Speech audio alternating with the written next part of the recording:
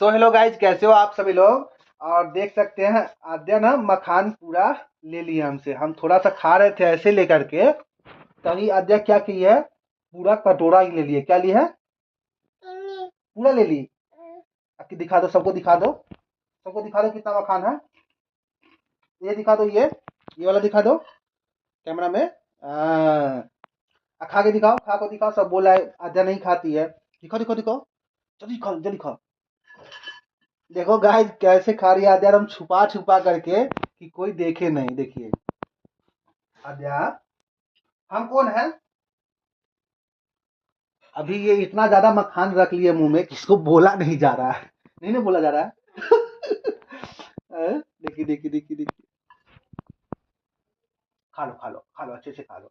और सब क्या बोलते हैं पता है आपके बारे में, कि आद्या बहुत अच्छी बच्ची है, बोलती है ना।